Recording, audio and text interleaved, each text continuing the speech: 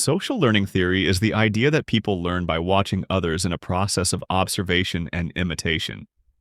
Instead of learning only through rewards and punishments, like in traditional behaviorism, social learning theory says we can also learn just by observing what happens to someone else.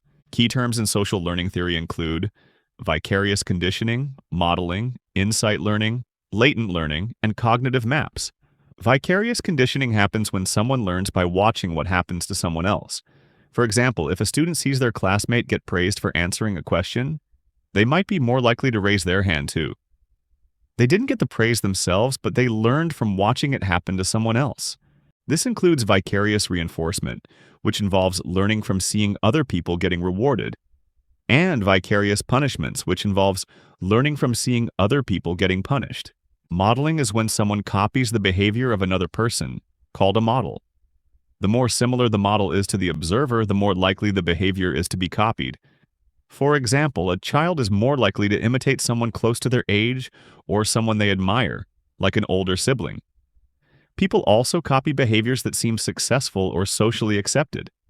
Insight learning happens when someone suddenly figures out a solution to a problem without being taught, without trial and error, and without watching anyone else. It's like a light bulb moment. For example, a chimpanzee might suddenly realize it can stack boxes to reach a banana, even if it has never seen anyone do it before. The answer comes from thinking, not from copying or being rewarded. Latent learning is when someone learns something but doesn't show it until there's a reason to use it. For example, a child might learn the layout of their school just by walking around, even if they're not trying to memorize it.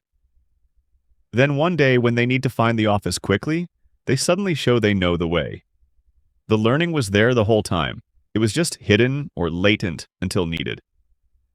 Latent learning is often demonstrated by cognitive maps, which is our last term. Cognitive maps are mental pictures of places or environments that we build in our minds. These maps help us find our way around.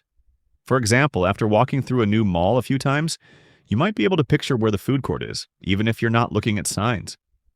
You didn't need a reward or someone showing you. You built a mental map just by being there and paying attention. If you're an AP psychology student, make sure you grab my free AP psychology course checklist to test your knowledge of the whole course. There's a link below to get it.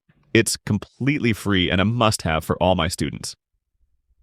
I'll also throw in my full AP psychology glossary and vocabulary bank, and my guide to the 5 hardest AP Psych questions that students get wrong in their exam.